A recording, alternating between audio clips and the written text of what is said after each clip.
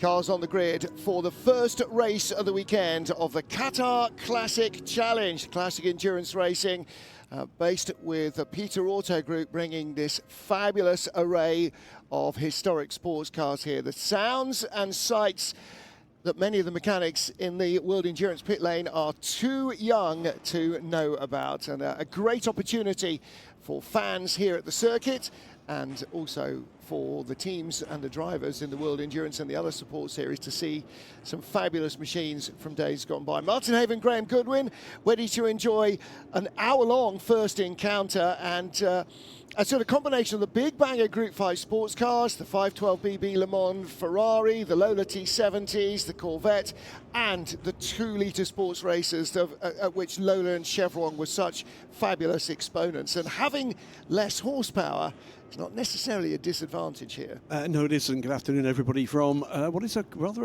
overcast Lusail International Circuit this afternoon. Beyond that, we've got the GTs, dominated, of course, by the Porsche 911s of a wide variety of eras here, the late 60s to the mid-1970s, but also the fabulous big banger V8 in the Porsche 928 amongst this. We've got a problem for one of the cars on the start line. No, got away there.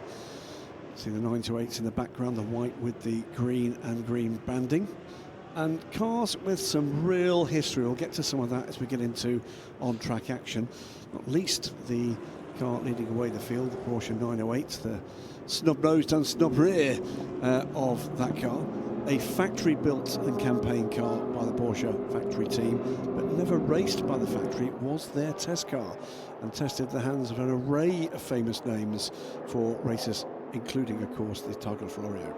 Yeah, that car's been shared actually by two drivers, Enrique Gempiller and Mark de Siebenthal. So a Swiss duo. Car built and raced in 1971. You can see an array of Porsche 911s. The little orange car with the black stripes there is a brand new, but not brand new, Ginetta. We'll talk about that in a little while as well. Yeah, there's also one amongst the cars here. The car just went through the shots with the little frog eye spot lamps on the bonnet of the 911 Carrera. You can see in the background there with the red bumper, a 4-time Le Mans starter, and there's a husband and wife combo in two of the cars on this grid. In fact, that Porsche Pierre-Alain Thibault being a little greedy, because he's driving car number 180 as well, Porsche 9345, so he's slotted himself into a pair of cars. And why wouldn't you? It's a two-driver race, but it does mean that different teams will have to coincide their pit stops. The car he's getting out of, if he starts, or the car he's got to start one, hasn't he? Car he's getting out of will have to stop a lap or two, possibly, before the car he's getting into. One of the great parts of historic racing, it is the stories of the cars, of course, the stories of the drivers and what's brought them to this area of the sport. But also some familiar faces in the pit garages as well. And amongst them, Martin O'Connell, previous British Formula 3 national champion starter, briefly at the very rainy 2001 Le Mans 24 Hours, when his little pill beam unfortunately was wiped out, and completely not Martin's fault. Trevor Foster, we won't be seeing Trevor's car, the Lola T210, that they're working on getting parts across to get the car back to action tomorrow. And in one of these cars later on, don't think he's taking the start, Sam Hancock, co-commentator for you for many years with Eurosports, and someone I've commentated on. And this weekend, where in the main race for the WEC we see the debut of the Aston Martin Valkyrie, Sam, one of the generation drivers who drove the last V12 Aston Martin prototype, the Lola Aston Martin, from the noughties. Highly successful endurance racer and sports car racer, particularly historic sports cars now. And that dark red Ferrari 512 BB Le Mans, Berlinetta Boxer with a flat 12 engine, that is the car that he will take over midway through. And the other notable name that will be in the second half of the race, the president of the ACO, the Automobile Club de l'Ouest, the club that organises Le Mans, Pierre Fillon. So he's racing here as well. So we are ready to go. On pole position, the silver Martini liveried Porsche 9083, and alongside the Chevron B31, little closed cockpit Chevron. The B19, Jamie Constable starts on the inside of row 2, and the Ferrari of Alexander Rittweger on the outside of row 2. 3 different classes, under 2 litre, over 2 litre, and GT cars. And away we go. And it is the over 2 litre Porsche that is being out-dragged at the start by the dark blue Chevron. Jamie Constable having a little look down the inside, car number 99, but the Porsche's horsepower pays in the end, and the white Chevron B31. Ludwig Carroll follows our pole sitter Mark de Siebenthal around. Carroll in the white car with the red livery on the nose, and in 4th place, car number 80, up from 5th on the grid, Christian Vaglio-Gior in another Chevron. That's a B18. Fabulous sights and sounds. Loaded T70 side by side with the Porsche 935, a car that's come out of the United States, this 935, and back to its Sebring livery. It's wore back in the day. The Lola T70, the white car there, coupe that predominantly had Chevrolet big block Chevy V8s in it, and that is in the historic colours of Sid Taylor Racing, who was a very successful race team operator. And again, the under 2 litre car of Ludwig Carroll from the outside of the front row of the grid in 2nd place, keeping that Porsche honest, and a little cold tyre slide from the Ferrari of Alexander Rittweger. The red car just ahead of that Lola T70 Mark III, and that is Steve Brooks. Steve Brooks, a renowned historic racer, not least in his Peugeot 908Xs, of which he has a brace. Well, the other thing, we've seen Steve Brooks in action just the last couple of weeks. He's been contesting the Asian Le Mans Series in a contemporary LMP3 car. The final races of the V8 era for that development class. And that's why he's such a good historic racer, because he is a good racer, full stop. And that's what makes a big difference, is time behind the steering wheel. Familiarity with your car, of course, makes a big difference, but familiarity with racing per se really helps. So Jamie Constable 3rd, the blue car, Christian Vaglio-Gior in 4th place. Steve Brooks now up to 5th, so he will use the Moran Chevy horsepower to close the gap on these 2 litre tiddlers in front of him, because 2nd, 3rd and 4th are 2 litre cars. Tends to be either a 2 litre Ford BDA or Heidegger BMW. 2 litre BMWs were very popular throughout the 70s. Down the inside, Jamie Constable races a lot in historic Formula 1s as well. He's got an FW07C that he drives. Little half spin in turn 1, carrying a bit too much pace. And around comes the Lola. So that is Steve Brooks, and behind him, Emmanuel Brigon in the Porsche 935. moving up the order. There's the yellow T70, number 86 in your shot. Eric Mestar with Nelson behind him, that mid-blue, almost French blue, I guess. Well, it needs to be, doesn't it? Because that is the car we're going to be seeing Pierre Fillon aboard later on. It's another ACO board member, by the way, in this race. We'll talk about him a little later, Francois Boudin, who has been in charge of the ACO's karting activities for many years. Well, there, Jamie Constable in 99 runs out wide again, trying to hold off the Lola, but Steve Brooks keeps the car and the tyres especially clean, picks up the spot. So Brooks is now up to 4th place, having started where on the grid in that car in 6th position. So good opening lap and a half for him. The T70, what a machine. So popular in historic racing that Lola, with FI approval, ran 2 different continuation production runs from Huntingdon. They are real Lolas. And there's 1 or 2 of those continuation cars in this race today. And this is classic 1970 sports car with a 2-litre lighter and more nimble Tiddler all over the back of the 5-litre Chev down the inside, Jamie Constable.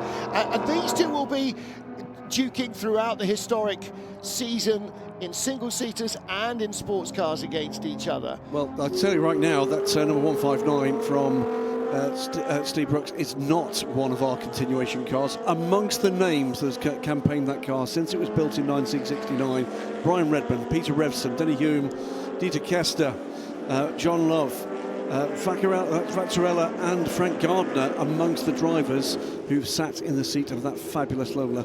Now watch the red Lola T70 on the right of your screen there. He picked up the throttle out of the final corner and just steams by the 2-litre cars. So how is it a fair battle? Well, the answer is he's in a bigger, heavier car. He'll have to brake later. He won't quite have the road holding of the lighter 2-litre cars behind him.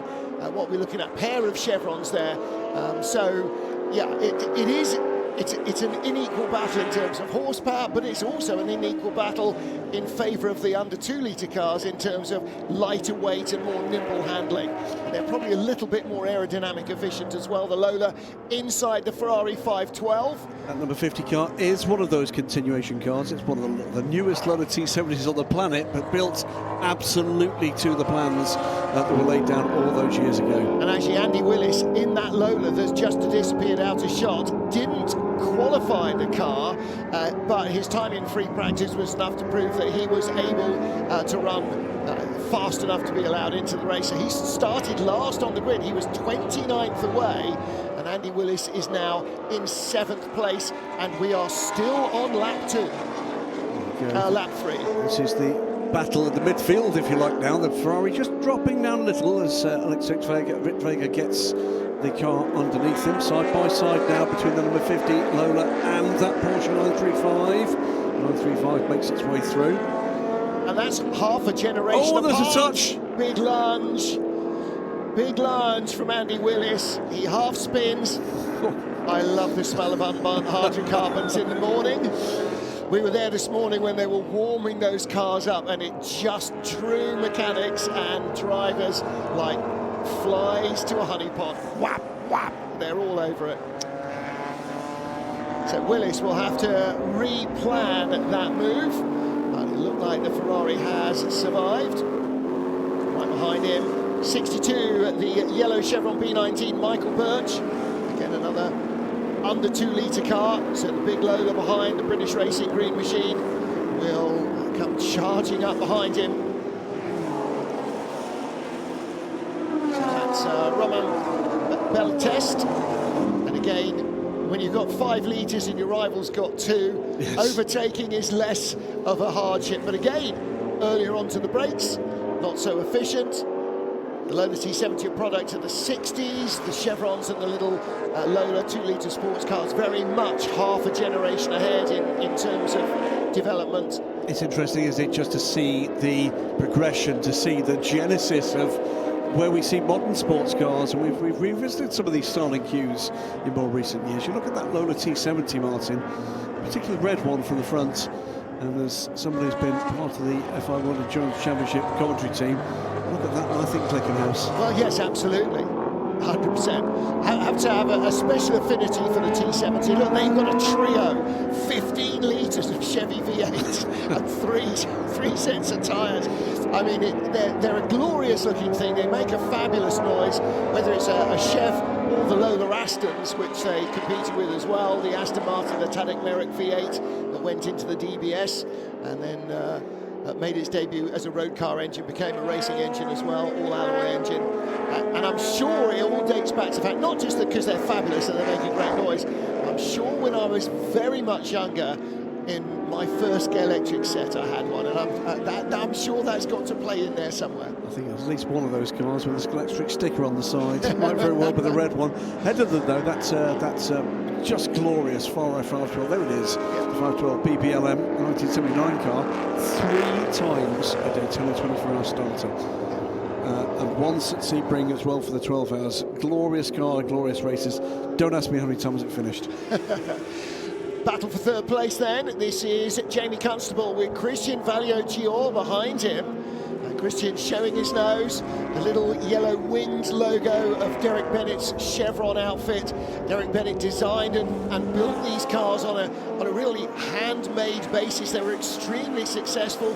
Chevron made single-seaters, but predominantly they made sports cars. Open cars like these 2-litre cars, which would mean European Hill Climb Championship, British Hill Climbs, and Group 5 sports car racing, but also the B8s, the B16s, the little closed coupes, again, predominantly 2-litre engine cars. And a mark that was an attempt to revive in more recent years with the GR8 in GT4 and GT3 sort of spec. It didn't quite work out, a shame, because it is an absolutely historic name in sports car racing. Look at could you get two more different cars than that? And slightly David E. Goliathy there, really, isn't it? That's the car number 25, the white Porsche 935. And these are a decade apart. So Manuel Brigant in the turbocharged flat six Porsche, of course, developed from the 911. Extremist. Originally developed by Porsche and then taken on and made even more extreme than that by the Kramer brothers with their K3, K4 series 935s. So if you spot the back end of that 935, it's difficult to miss, it's so large, but the little slogan at the bottom there, which I'm sure the Chevron driver behind is going to get an eyeful of, says, "This ain't no disco." And it's actually one of the more sedate ones, because in the later generations that rear panel was cut away because the turbo was so enormous you could not fit it in if there was any bodywork behind the engine, and of course that helped with cooling as well. And again, you know, what are we looking at here? Probably comfortably 550 horsepower in the Porsche, and just about able to get it hooked up onto the road, and 170 maybe from the little sports car. Well, there was the dive on the inside. Andy Willis making his little abortive dive. He has been given a black and white warning flag for his driving. He's got no interest in making damage here. This was a little earlier as well. Jamie Constable lunging for second, didn't get by Ludovic Caron successfully, halfway past, and then that half spin. That was at the beginning of lap 2. Yeah, recovered that well, actually. He will make his way back up the order, without a shadow of doubt, up to third already again, Jamie. Now, in traffic is the 512BB and the Brumos Porsche that he's passing, Graham. 59, the famous number for Bob Snodgrass's Brumos Porsches, the white car with the red and blue. And again, here comes the number 50, Lola. That number 59 car is the overall winner of the Daytona 24 Hours in 1975, the Brumos car. It is absolutely original. 1974 saw no race in that famous event because of the fuel crisis, and because of the continuing fuel crisis, no prototypes the following year. It was a GT-only race, and that right there is a Daytona winner. Finished well up as well in the Sebring 12 Hours that same year. Amazing history in the car. Andy Willis around the outside of Alex Rittweger. Didn't quite get there, so the Ferrari hangs on, the first of the 2 red cars, and right behind, snapping at their heels, is Michael Birch in the yellow Chevron B90. Shows the nose again up the inside of the Ferrari. It's got good traction though, this 512 BBLM. Yep. Great to see it here. 512. It says, it is what it says on the tin. 5 litres, 12 cylinders, Berlinetta boxer. So it's the closed coupe with the flat 12 engine and in Le Mans spec. Not a frequently seen car, 512BB. It just didn't really quite swing. It was a car that didn't have a class that it could win particularly, and certainly wasn't going to win overall. So one of those pretty Ferraris raced at Le Mans in the hands of a number of privateers, including Steve O'Rourke. The Embarker team ran one of these cars. Steve O'Rourke, the manager of Pink Floyd in his early racing career. Yeah, ran all sorts of things, didn't he? He did. In British GT racing and at Le Mans very successfully. Sadly, we were expecting to see a British GT champion in this race, but we may have to wait till tomorrow's sprint race for that. Ross Hyatt's 1975 Chevron, indeed some TLC. Ross Hyatt, the British GT Class A champion of 1993 in, pauses for effect, a Porsche 935. Wow. 1993. In a 1971 car. Astonishing. So unfortunately, that car didn't quite get to the start line. But our final man on the grid, Steve Willis, is Andy Willis rather has gone up, almost up to 4th place, and then had that abortive lunge, dropped back down the order. We're quarter way through this race so far. The Porsche, the 908-03, the 1971 car, number 4, 5 seconds ahead, but only 5 seconds ahead. Ludo Caron in the first of a gaggle of 3 Chevrons, the 1975 B31 is second, the number 75 car. Then the 99 and the 80, they're both 1971 Chevron B19s. Jamie Constable we've seen a lot of in this race. Christian Vallée-Gios is in 4th. Second in the over 2 litre class is 5th overall. It's a 159 car, the Lola T70 Mark III B from 1968. That is Steve Brooks's car, and completing the top 3 down in 9th, it's another 1971 Lola T70 Andy Willis's car. GT led by the number 25 Porsche 935 of Manuel Begrand. Alex Vega's Ferrari, we've been talking a lot about that car. That sits second in class and 8th overall in the 8th overall the GT class. And the 3rd place car in GT is the Porsche 9345, the 1977 car of Lars Willner. That's the one half of the husband and wife duo, and 2 different very special Porsches. And this battle with the Ferrari and the Lola, just behind the Porsche Chevron battle, continues to race. They just put a lap on the car that's just about gone out to the top of the shot of your screen. A 1969 Ginetta G16, but Graham, it's not really though. Sort of. Well, it is. It absolutely is. It's a completely genuine Ginetta G16 from 1969, but was bought as an unfinished project by its current owner, and that is Olivier Huet. Bought in Belgium by the French racer from the Dordogne, who completed that car together with a BMW M10 engine in the back of it. This is its first race ever. It's a 1969 race car that has never raced before, and if you're here trackside or you're watching this stream, you're privileged to be seeing the newest, oldest Ginetta.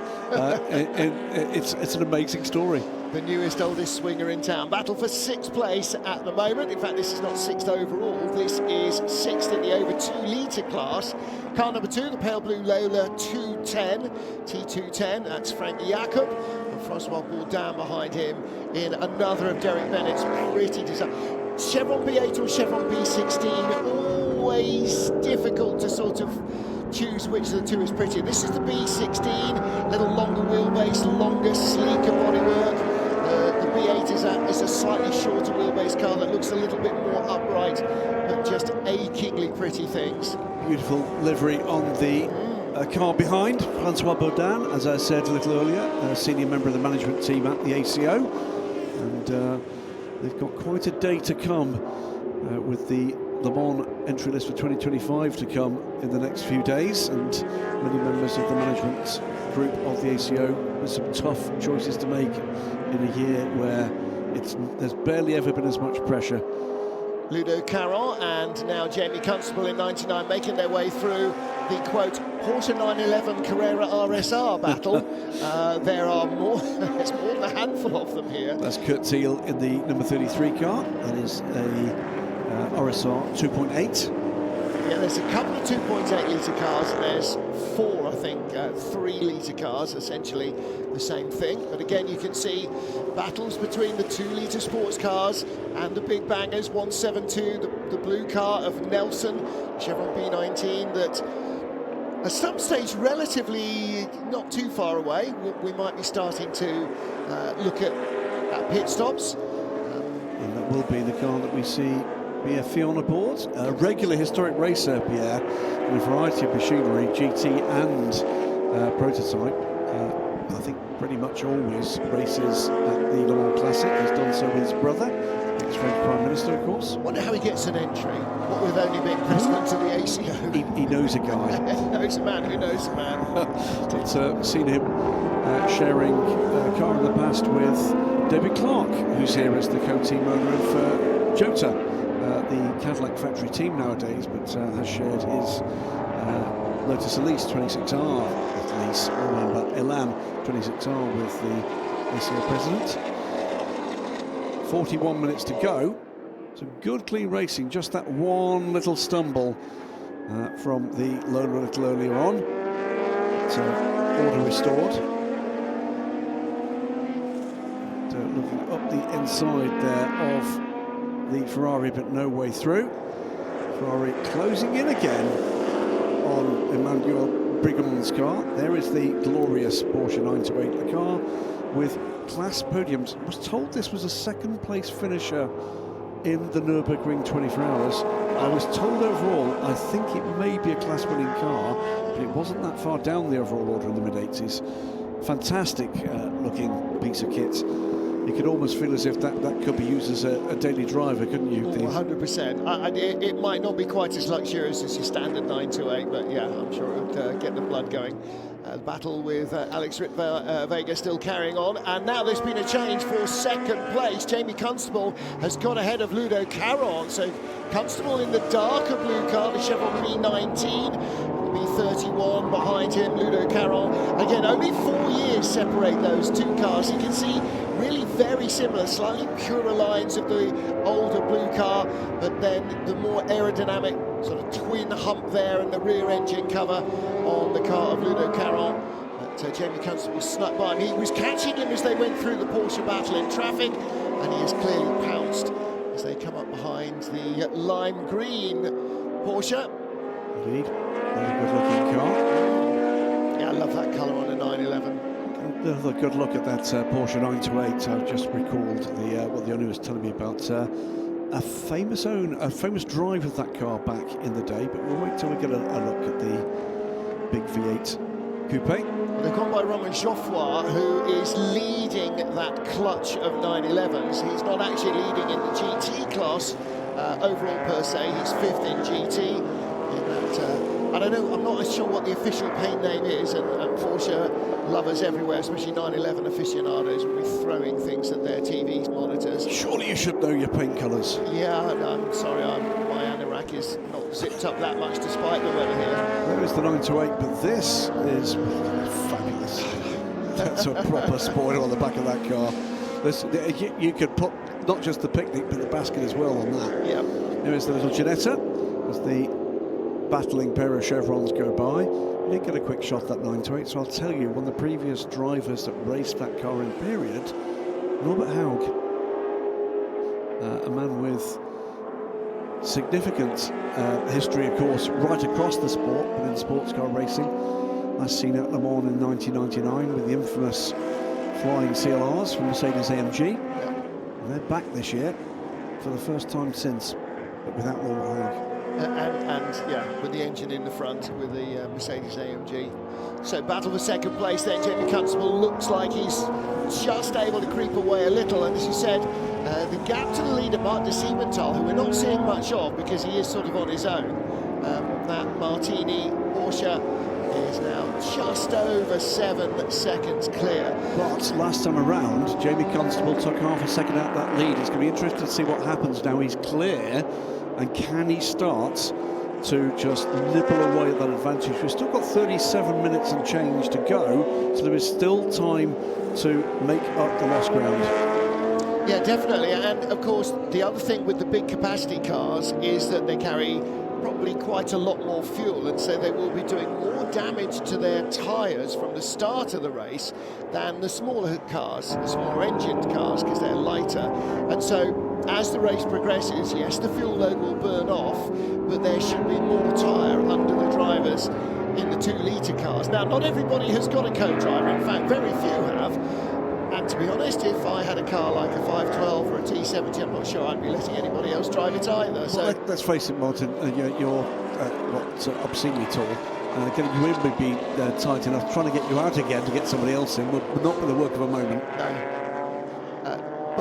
All these cars, by the way, from an era, very much earlier era, when endurance meant just that. It was not a 24-hour sprint race at Le Mans. It was not a 24-hour sprint race at Daytona. So you had to look after the machinery, very much more analog, very much more mechanical, and these historic racers drive and race these cars with respect to those capabilities, but still pressing on. This time, by the way, Mark de Siementhal just pulled out a couple of tenths on Jamie Constable, so we'll keep an eye on the ebb and flow to that, but at the moment he seems to have things under control. But you can see that this battle for second place, they're on their own, whereas de Siementhal may be back in traffic again, and that's definitely going to affect his lap times, because as you say, not only is he respecting the value and the age of his car, but that of those around him and those that he's trying to pass as well. So Constable and Caron. Again, you look at the white car of Ludo Caron. If you squint a little bit, it's very easy to turn that into a Cadenet. Yes, I know exactly that sort of bulbous look. Rounded rear end as they go by the Corvette C3. Corvette C3. Third generation of the Corvette. And of course, we've got the 7th generation. Eighth generation, indeed, yeah, yes, indeed. Of America's sports car racing, still currently in the World Endurance Championship. That C3 core, I think that's an honorary grade A car, and I'm pretty certain I used to have a die-cast of that car a while ago. It is that kind of vinyl hood on the car, and it shows the heritage of that Corvette, by the way. That is a Corvette from which year? 73? Yep. So that's some years even before Oliver Gavin drove. That shows how long ago we're talking. Alex Vega holding off Michael Birch. Mike Birch all over the back of the Ferrari, and again the Ferrari can't keep the nose in tight, but he's got a 5-litre flat 12, so he's going to win the power stakes back down the inside. Yep, it's got an awful lot of prancing horses, hasn't it? And a whole lot of giddy up. But you saw the better line through, the better grip through the corners from the smaller car. Just cannot hold back the tidal wave of power of that Ferrari. Well, the other problem is the Ferrari is actually struggling when he's forced to defend and go tight inside in the corners. He is struggling because he's not able to run the car out wide, not enabled to take a sort of sweeping line going into the corners as well. So what he's having to do is gas it up off a tighter line, and it is starting to slide around noticeably more than it was earlier, and noticeably more than the lighter car behind. That Ferrari, by the way, looked after by another contemporary, near contemporary racer. I'm sure you remember Nicky Pastorelli and his company look after this Ferrari, and they do a beautiful job of it. Pit window is going to be opening in under 30 seconds, Martin. As through, that position is finally made. Oh, but no, it runs wide. Yep. And I think the Ferrari's going to get the power down and comes for the pits. Oh, now this is going to be very close indeed. That white and red 911, the 4-time Le Mans entrant. I think that's a little early. Might be, and it might be drama for the Ferrari as well. It depends in this relatively relaxed racing championship just quite how picky they're going to be about that. Car ahead of it on pit lane. That is the other car in the husband and wife combo. That is a 1975 3-litre Porsche 911 Carrera RS. Pierre-Alain Thibault will hand that car over. That is a 4-time Le Mans starting car. That is some history in that car. Yeah, it certainly is. Mark de Siementhal, our race leader at the moment. Now he will hand over this Porsche 908 to Enrique Gempiller. So the Swiss duo will swap as and when he comes in. Yeah, this car, as we said a little earlier in the broadcast, was a test car for the factory team. Never raced for the factory, but did countless kilometres of testing later in its career with Willie Cowson, but principally with Paul Frere. Thousands of kilometres put on that car by the legend. Yeah, legendary Paul Frere.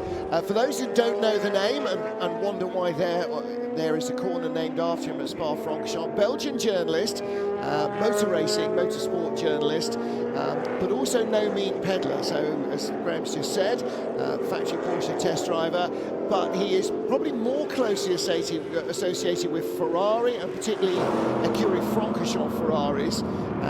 He is an overall winner in the 24 Hours of Le Mans.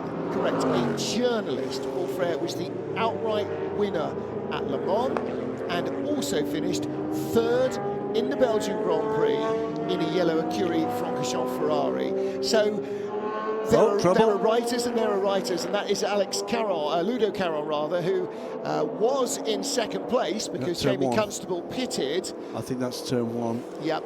So unfortunately he's just gone by the pits, and he's getting out of the car. That Chevron, I'm afraid, will go no further. No, that's a real shame. That is a real shame, because it was going very nicely, and a failure to proceed at that point. If it was in the pit lane, the crew might have something to do about it. You can see tyre pressures being dropped there for Jamie Constable. They start on cold tyres, and so once the car has done half an hour running, you drop the pressures back down a little, because they will have risen a little too high in the first part of the race. Now, if you're not stopping to hand over to a teammate, or if you are stopping to hand over to a teammate, you must be stationary for the same time, so there's no disadvantage to sharing the car. Double waved yellows at turn one, so our leader will have to show that he has slowed down on the way down through turn one. This will be the first time that Mark de Siebenthal comes across that. As he came in, by the way, we've just got a quick shot of the Porsche 9345, the very wide rear bodywork on that car with the Puerto Rico shape band on it. That's a car that, again, you can see the bright yellow car, and out comes the 928. A car, by the way, the 928 also raced at the 1000 Ks in the Nürburgring more than once. That 1980 car, another car that has real Le Mans history, as our circuit marshals get to grips with recovering the Chevron B31. Now, the easiest place to put it obviously is going to be right behind the barrier. They don't want to push it backwards up into the pit lane against outcoming traffic. On his out lap already, Jamie Constable, we just saw him leaving the pit lane. Sam Hancock is out in the 512 Ferrari. Annette Rollner is out in the number 71 Porsche, having completed their pit stop. 928 has come and gone as well, and just about everybody else now coming in. Yeah, Annette Rollner, the wife of Lars Rollner, who's aboard that number 180 car we were just describing, the Puerto Rico branded that car there. His husband has started the race in that, and that is going to be a driver swap to her previous co-driver. And they're not from Puerto Rico, but the original drivers of that car at Le Mans were, so that is an original period livery, still with the drivers' names on the roof. In the background, we can just see the evocative Brumos colours of the number 59 car, that 1975 Daytona 24 Hours overall race winner, as more of the cars stream out. We're going to get back to proper racing very soon, once this pit stop window is complete. Yeah, Jean-Louis Bonnet in 59, that white car with the red and blue. Brumos colours staying in the car, so he'll just sit and wait. So number 2 coming up on pit lane as well. That's the Lola 2 T210 from 1970, brought in by Frank Jacob. Did go down to see if I could have a chat with a number of the drivers. Frank was enjoying a snooze in that car, so I thought best leave him to it. Leader is in. And Mark de Siebenthal, having built up, well, it's slightly unfair to say it's a 46-second advantage because everybody had stopped before him, so that will unwind itself. It was just about still in single digits, I think. It was. When the pit stops began, so maybe 9+ seconds. So we'll see. I mean, we've got some very capable peddlers to come in a number of these cars. The Porsche right at the back of the queue there. I wonder if that might play a part here. Glorious sights and sounds still. In comes the number 80 car. Yeah, that is Xavier Michel and Christian Valios-Yours, Chevron B18, so Christian started the car. So it's only one car from second place at this stage, but obviously with that pit stop slightly out of cycle, that's a great looking, lovely colour as well, the B19. So our top 4 cars, as things stand, all on pit lane.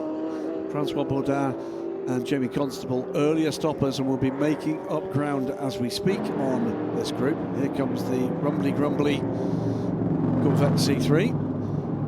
Corvettes these days by law have to be yellow, but that was a groundbreaking colour at the time.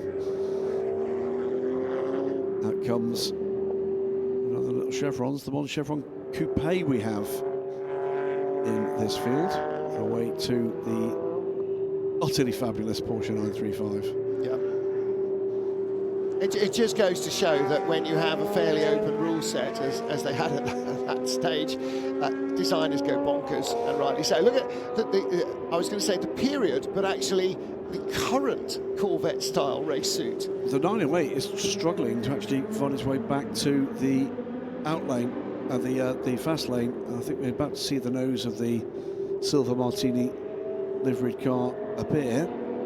Out comes another Lolas, the number 3 car. A little further down the order, that is Jason Stewart Wright's 1968 T17 Mark 3B. We need to introduce the Escoffiers to the concept of a train horn, for which the factory Corvette team for many years took to Le Mans, and not just to Le Mans, but to everyone with them. And now TF Sport do. They've inherited that. Here comes the number 4 car. And just where are they going to emerge here, and with what kind of advantage? In the background, I think that's Jamie Constable coming along, and I think that's a lot closer. It is a lot closer, and don't forget the Constable will have his tyres up to temperature as well. It's 2.5 seconds, and it's going to be closing. It's Henri Champel. He takes over the number 4 car. Jamie Constable with the car and the driver fully up to speed. And that's going to be an interesting battle as well, because Enrique, in that leading Martini Porsche, in it for the first time in the race, so he's not quite sure just how everything feels. Practice hasn't really given him much of an indication of that, because you don't do things in practice that you do in the race, like stay out on track no matter what. So it's the advantage surely here with Jamie Constable, who's driven the car right from the start, knows what he's got, and has got his tail up, and that is the lead battle. It is not 9 seconds, it's not even 9 feet between them. No, it isn't. 7/10 of a second through the last timing barrier, and I think Jamie Constable is just looking for a way by as quickly as he can. He won't want the driver of the Porsche to be able to settle in. Yeah, harass him now while he's not quite sure where the grip is and how the brakes are, because that Porsche does have the horsepower advantage over the Chevron. Jamie Constable's got to get by and get gone. And there you see the best lap for the Porsche, a 2-minute 4.4, 2-minute 5.2 for the Chevron. So that's the battle, really. You're racing a car that's 0.8 of a 0.6 of a second quicker than you in its ultimate fastest guys. Whether Enrique Gempeler is quite as quick in the car as Marc de Siebenthal, not entirely sure. But as they get to traffic, that adds another little factor in for the Martini Porsche driver. He's just going to have to try and find a way by that 911, and Jamie Constable's kept his foot in. He didn't quite lose the momentum there of the Porsche. He's tucked into the slipstream. But the Porsche's got the horsepower advantage just to creep away. Got the better aero as well. If you look at, they do look very similar concepts, but then when you see them close up like this, significantly the wider car, the Porsche, and it looks pretty wide, I think, at the moment. Jamie Constable, he's still on it there, looks at the inside here, and I think has managed to get it done. Yeah, and that's where it's going to be advantage, the 2-litre cars in turn 2 and 3, 4 and 5, hairpin 6, hairpin corner 10. They're going to have the advantage. They'll brake later, they weigh less, they'll rotate better. He'll be able to pick up speed off it, but if he's within touching distance on the straight, then Enrique Gempeler in that flat 8 air-cooled Porsche is going to come wailing by him. And again, you know, we've talked about the Chevys making a great noise in the back of the T70s. That air-cooled V8 Porsche is quite some noise-making machine as well. Yeah. It's almost like what it was designed for, isn't it? Yes, it's quick, but it makes the noise. The little Ginetta, by the way, is on pit lane, was speaking to the car owner. Remember, that is its first race ever, and they were a little bit worried about the cooling solution they've got for the BMW M10 engine at the back of that car, and it might well be that has they've decided to call it a day for the moment and bring it back to entertain us tomorrow. Half an hour race tomorrow, remember, sprint race ahead of the FI World Endurance Championship season opener. Yeah, there'll be a few drivers and team owners and particularly mechanics who'll be hanging over the pit wall watching that tomorrow as well. A few? Yeah, well, some of them will be concentrating on the 10-hour race that follows for themselves. Side by side here, as the number 99 leading the race makes its way by the number 24. Traffic fell nicely there for Jamie Constable as well, and he was very incisive, sliding down the inside of Frank Jacobs' Lola T210 and a spin for the Porsche. So Enrico Giampella just losing control, trying to avoid contact as the door into which he had inserted himself closed. Mercifully. Look how wide that thing is. Great. It's as wide as it's long, isn't it? See this again. I think he was just caught out by the slower car, turned in, didn't see him coming, and mercifully no contact. And lucky actually not to be collected by Francois Bourdin's Chevron B16, who was following through behind. Managed to fire it up and back into the fray, but that means that Jamie Constable has inherited quite the lead. So that then makes us say, okay, where's third placed Steve Brooks? Now, Steve Brooks is in the car number 159, the Lola T70. That's the white Lola with the British Racing Green stripe up the centre of it. So he is about, he's about another 20 seconds behind. Yeah, but he's going very quickly. He's at race leading pace in that Lola right now.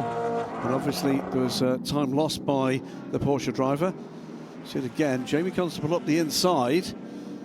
I think pinching for the I think there might well have been just a bit of contact. There was just the tiniest little rub with the pale blue Lola.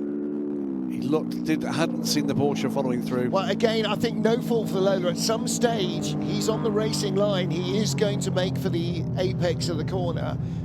And that is the basic rule of thumb. If somebody's coming by you and he knew that somebody had just gone by, stay on the racing line, because then everybody else at least has some clue of where you're going to end up.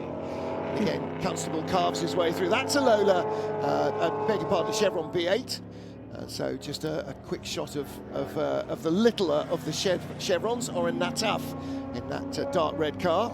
Jamie Constable is making good its escape here. Keep an eye further down the order of anybody making progress, and I'm particularly looking at Sam Hancock.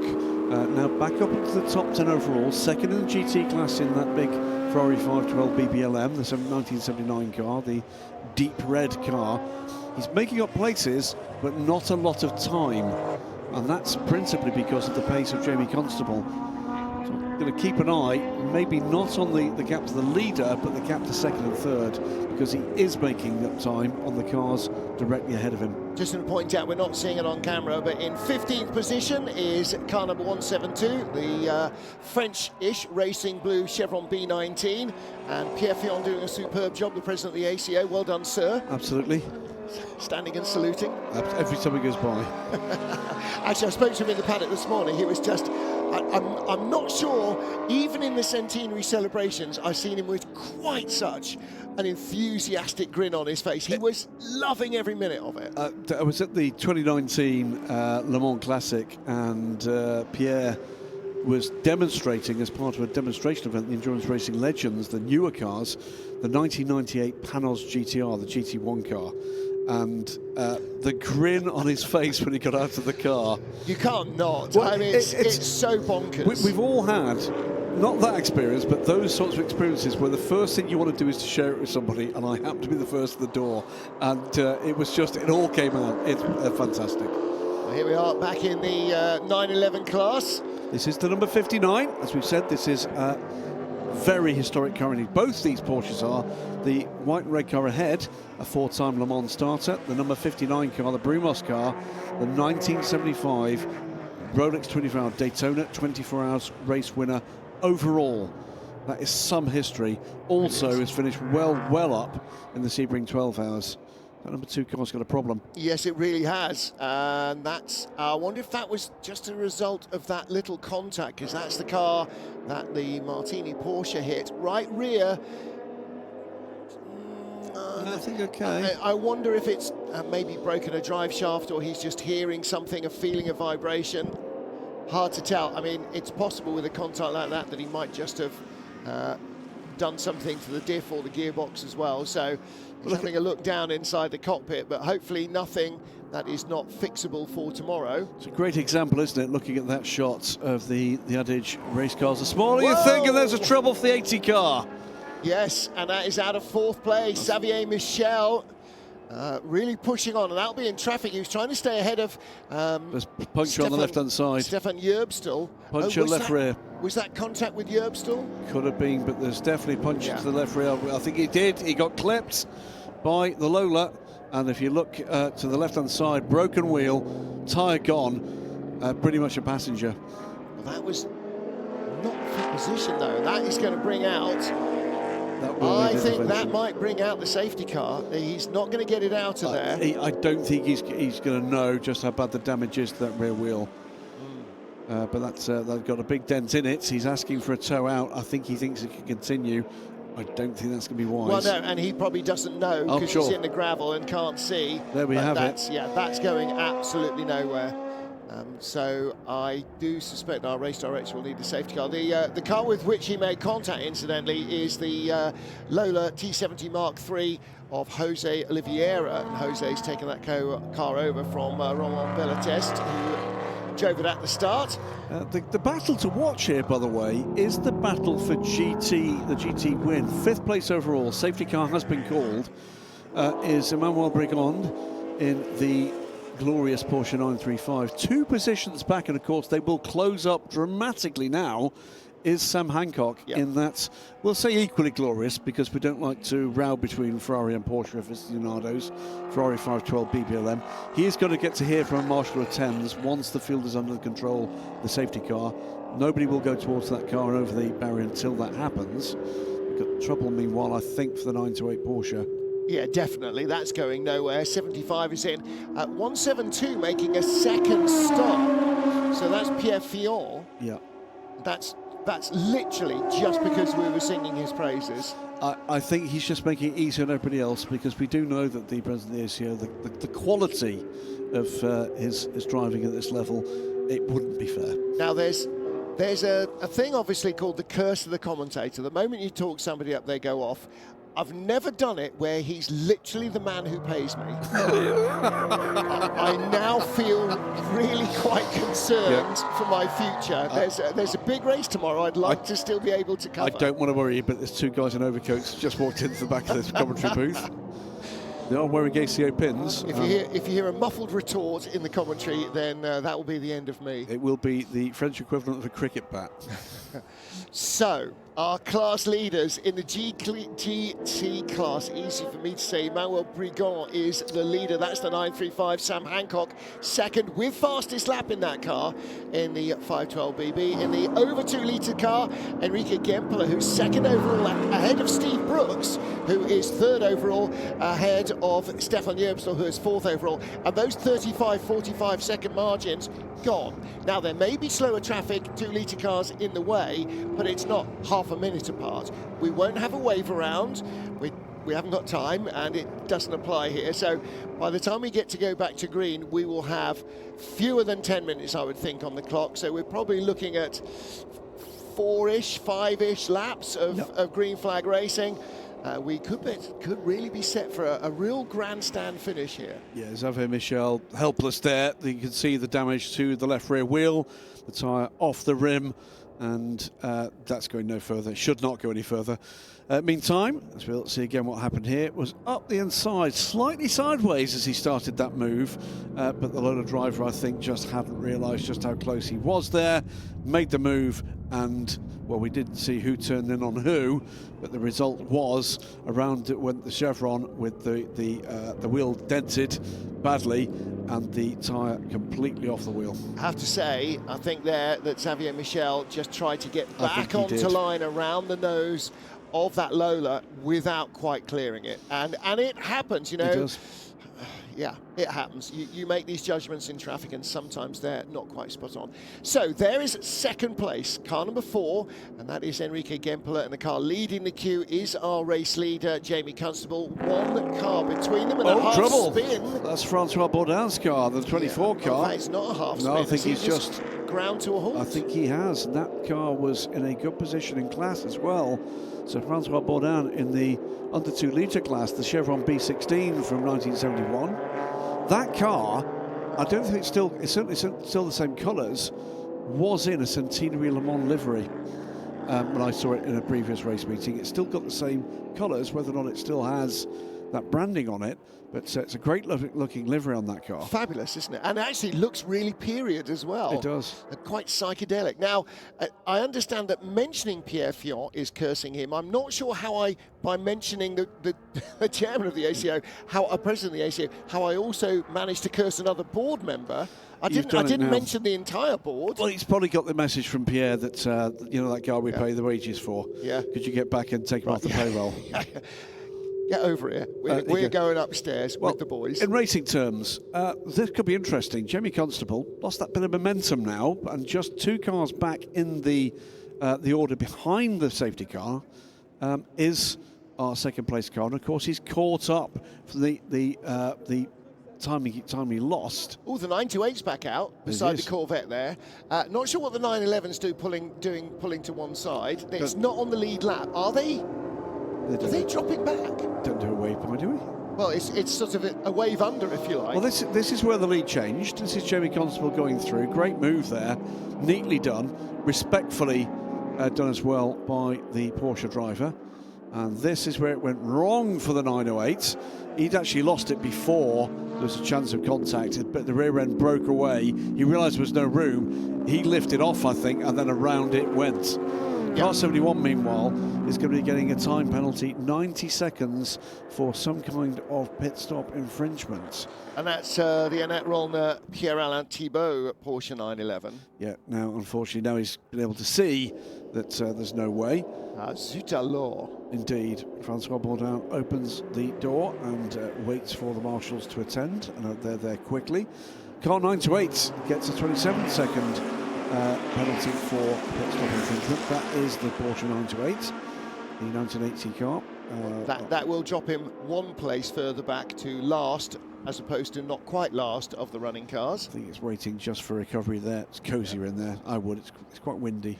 Well, they always say stay in the car because you've at least got some protection, which obviously our marshals don't, hence the safety car. I mean, for me, stay in the car, you're going to get a lift back to the pits. But away goes, I'm afraid, the rather stricken Chevron, and also, well, the other Chevron, both cars, B19 and a B16. That's rather sad for both of them. Pretty good 35-minute racers, though. Oh, yeah. Could be in contention tomorrow. Well, there you go, yes. Got at least halfway through. Here comes the very British recovery vehicle with the initials of Jean-Christophe Bouillon.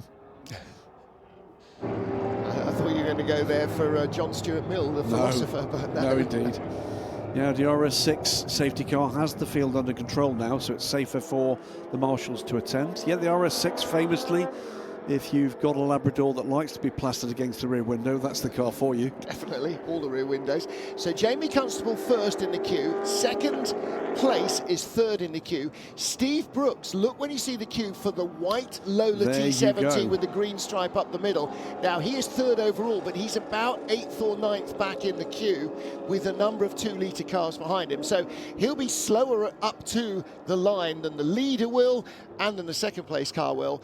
But what was a 35-plus second margin to the lead duo has disappeared. So keep looking. Hold it, hold it, hold it. There's the Corvette.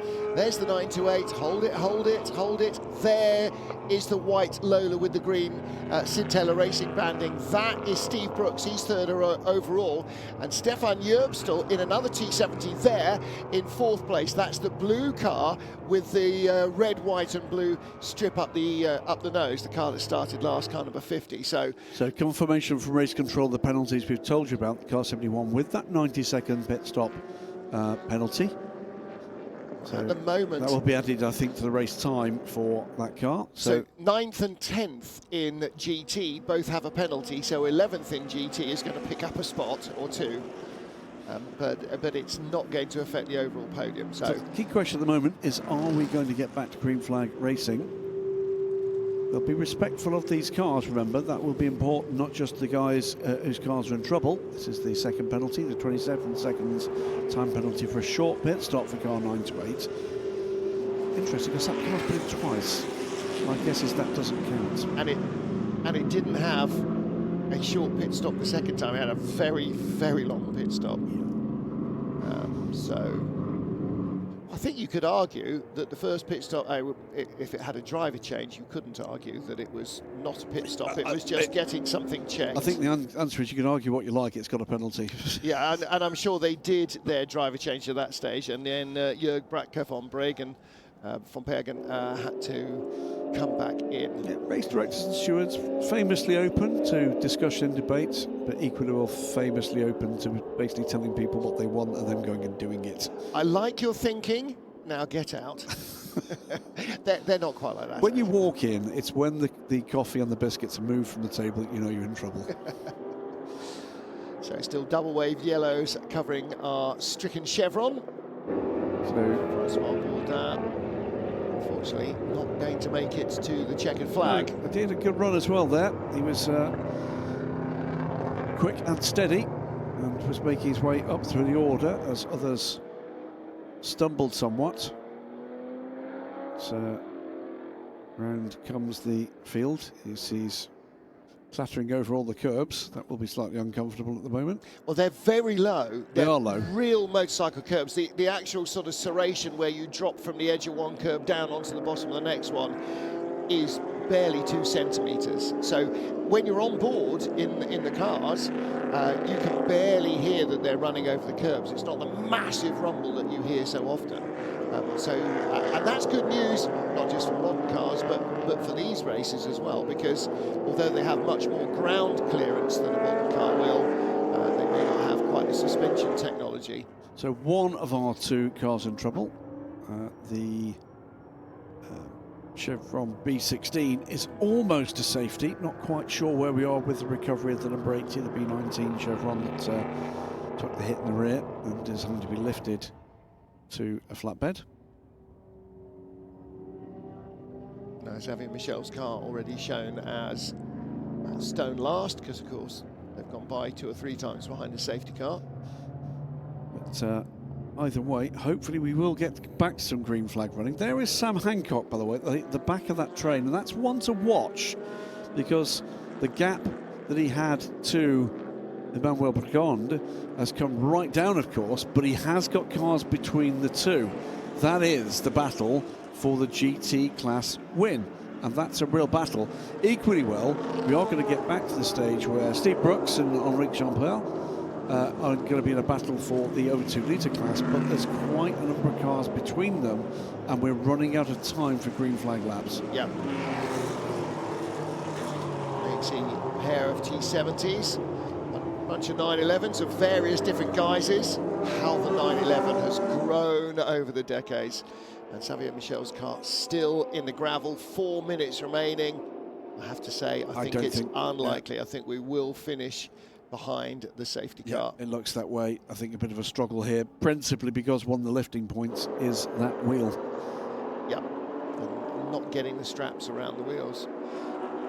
So that stasis will remain, I think, which means that in the over 2 litre category, it will be in the under 2 litre category, Jamie Constable, car number 99, Chevron B19, leading across the line. and in third in the queue, the silver martini coloured Porsche 908 of Enrique Gempler. That will be the over 2 litre class winner. And the Porsche 935 of Manuel Prigor, the white Moby Dick in the background. That will be our GT class winner. Sam Hancock will take second in class in the 512 BBLM, which is only just one car behind, only that 62 Chevron in between them. And that would have been a fairly easy restart pass down into turn 1, perhaps, for Hancock. Just where we got the safety car crew running through, I think they've given this up as this is not going to happen in the way they intended. It's not going to be a lift, it's going to have to be a tow. And you avoid doing that because you don't want, you know, the front of the car being dragged and digging into the gravel and all of that. But yeah, it's not going to lift. No, but just looking up and down that safety car queue, it is astounding the number of different shapes and sizes. Look at the yellow Porsche towering over the little prototypes. Then you've got the tiny little Chevron B8, which, if you want to know what happens if Chevron B16 and a Chevron B31 love each other very much, it's more or less that. And then the big Corvette, the big Growler at the back. Which I think it's got the big Growler at the front. They didn't go mid-engined until the current generation. So yeah, lots and lots of, and 'twas ever thus in sports car racing. Yes, we're looking at a group that goes from sort of mid-60s to mid-ish to late 70s and into the 80s with a 928. But we're looking at all sorts of different shapes and sizes and sounds, and still in the World Endurance Championship, all of that is absolutely true today as it was in any of the periods these cars were racing in. You've got GT cars that look like cars that you might recognisably see on the street, although they've been on a severe bodybuilding course.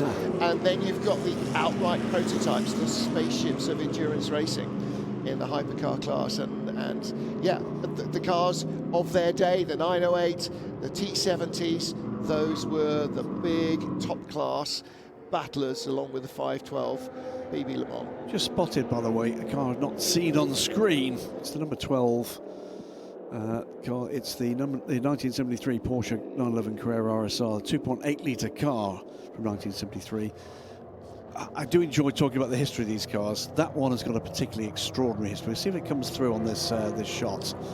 Not that one. It's a Corvette. It's not that. No. But that car is a French hill climb championship winning car.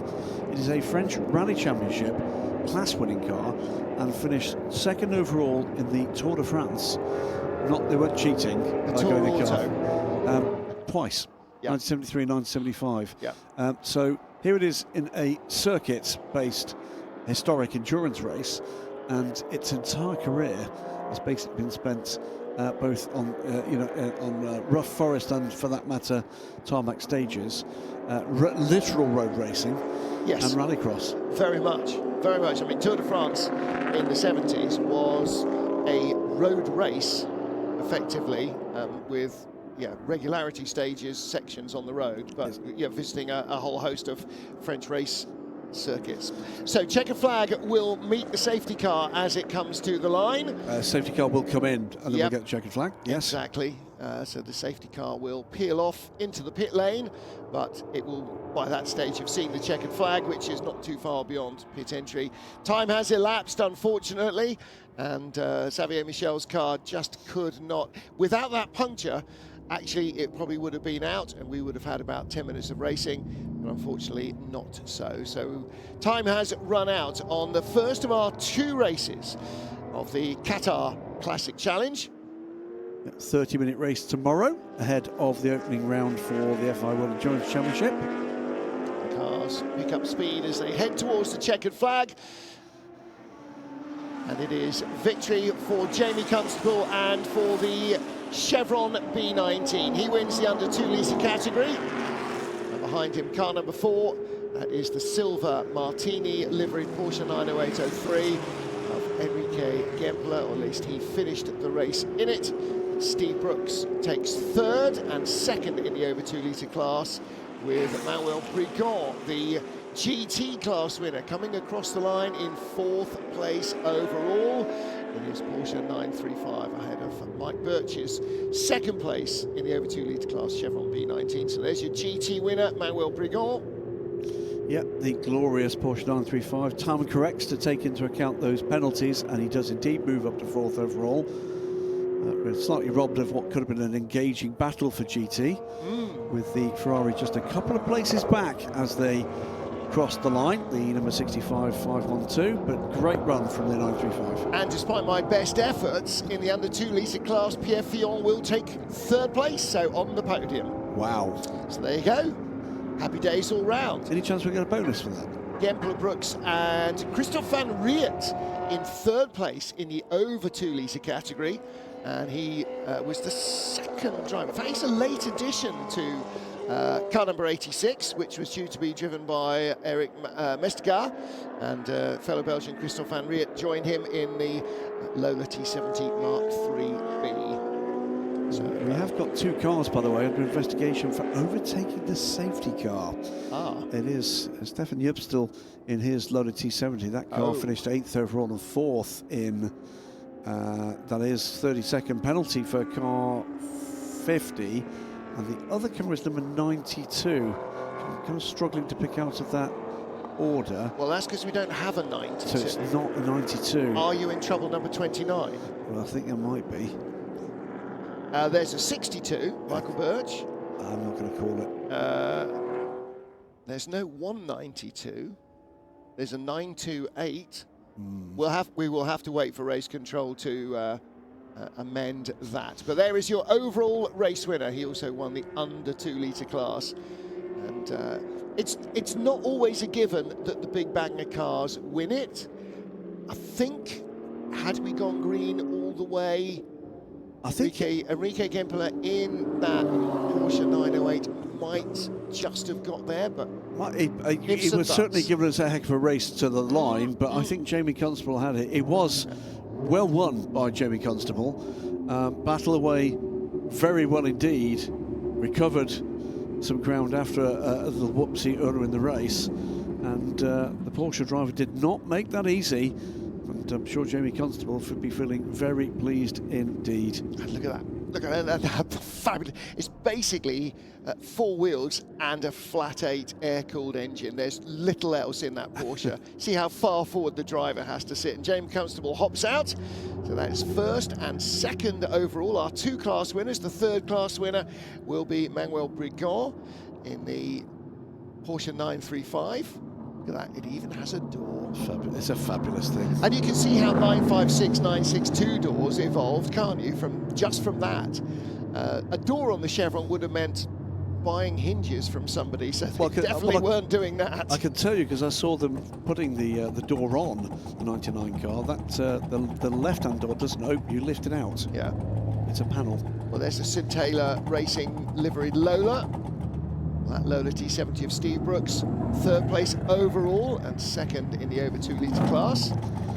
So a stunning history aboard that car, as we said. So many famous names. That Lola T70. Little panel at the back gives its racing history. It's quite amazing, including a start at the Le Mans 24 Hours. There's the 935 that takes the GT win with 4th overall. That yellow and green, is that period? That is absolutely period. That looks like the yellow Mallard livery that you used to see so often in Le Mans. It's not a Le Mans livery. It is an American livery. It's the original livery for that car. IMSA Camel GT. Fabulous car.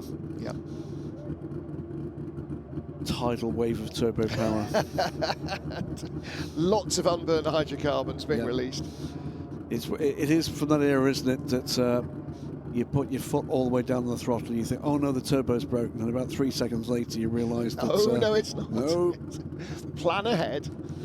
And in the background of the shot, out of the Ferrari, Sam Hancock manages to unfold. Hang on a minute, that's Hancock without a helmet on, isn't it? No, it's not. That's Hancock with a helmet on. No, that's not a fair fact, not a bad facsimile of a Hancock, actually. Sam would not mind me saying so. That's not his hair colour nowadays. But what a glorious pairing that Porsche and Ferrari make. Well, and in fact, outside the garages, there's an ex-Pro Drive Ferrari 550 and a Porsche 911 GT1 Evo, so another fabulous pairing. Jamie Constable, the overall winner from the Gempler and de Siebenthal Porsche, and Steve Brooks taking third overall and second in class in the low. The GT winner, Manuel Brigon, coming fourth in the Porsche 935. Second in GT, the Corvette, the Escoffiers. Great stuff from the Corvette, which is possibly the least racing car looking racing car of the lot. Was he fourth? He was fourth. Who was third? I missed it. Oh, the 9345. It was 9345, and it was the Ferrari 512, the Sam Hancock, the Sam Hancock bringing it to the end, that finished second in that hard-fought class, in fact. Cracking stuff for that 60-minute race. Absolutely. Jamie Constable there on the left-hand side. And Michael Birch on the right-hand side, looking as if he's in a warm afternoon. He's obviously got a reasonable car collection. He's got Lotus logos, Chevron logos. Ford GT. Yeah, absolutely. Lots Connaught. and lots. There you go. That is Steve Brooks with his backs to us. Yeah, bitter rivals. bitter rivals. And it's the spirit. It's again the spirit. Historic racing, sports car racing. You know, share that camaraderie without a doubt. Well, they love these cars. Oh, absolutely. And love racing them even more. And yeah, it's the afterwards banter that's almost as much fun as driving them in the first place. Whether or not, you know, you're a gentleman or a lady driver of these things, can you imagine being a partner for any of these people? Because you're not a chance against that Chevron. Just so much fun. So much fun. And a joy to watch as well. Reliving former glories with cars that look and sound as they did in period and are being driven beautifully as well.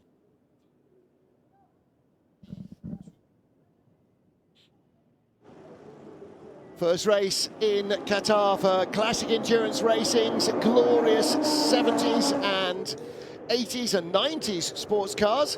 The Qatar Classic saw our pole sitter hold on to the lead into the first corner. And Mark de Siebenthal in the silver Martini liveried Porsche 908, the car that would have raced in events like Le Mans and the Targa Florio in European Hill Climb Championships, starting to build an early lead. The Chevron B31 of Ludovic Caron was dive-bombed early on by Jamie Constable, but tyres maybe not quite up to temperature in Constable's little blue Chevron. Saw him make a half spin, coming back up then through the field, catching the Lola T70 in its historic Sid Taylor Racing colours. Moving back up towards the top three. Constable on a charge in the first half of the race. And the white Sid Taylor Lola, driven by Steve Brooks throughout, like Jamie Constable doing the entire race. The battle of the red cars, red Lola T70 with its 5-litre Chev and a 5-litre flat 12 Ferrari engine in the BBLM. Another glorious sideline in Ferrari history. The only real contact in the race, Andy Willis, who'd started on row 14 of the grid, looking for a place in the top 4. Half spin after a little contact. And then the change for second place. Post pit stops, Jamie Constable stayed in and moved ahead of Ludo Caron's Chevron B31. But before Caron had managed to pit, he'd pulled over to the side of the race. And Constable on hot tyres, having pitted earlier, caught and pounced on the Porsche. And the second driver, Enrique Gempler, was denied a chance to come back as he lost ground in traffic. No major damage done, just the tiniest of touches as he tried to get out of the hole in trouble. And the safety car brought out by contact between the Xavier Michel in the Chevron B18 and the Lola T70. Unintentional contact. Safety car was out till the end of the race, leaving victory in the hands of Jamie Constable. Third on the grid in the Chevron B19. The 2-litre car wins. The over 3-litre winner, over 2-litre winner, the Porsche, and the GT class winner was the 935. So great opportunity to see the cars in endurance racing spec, and they will go again on Friday morning before the 1812 of Qatar. The 30-minute race will be well worth watching, a great way to wake up. That'll be Friday morning And we will be live at 11:20 local, which is 08:20 GMT, 03:20 Eastern. We'll see you then. Bye for now.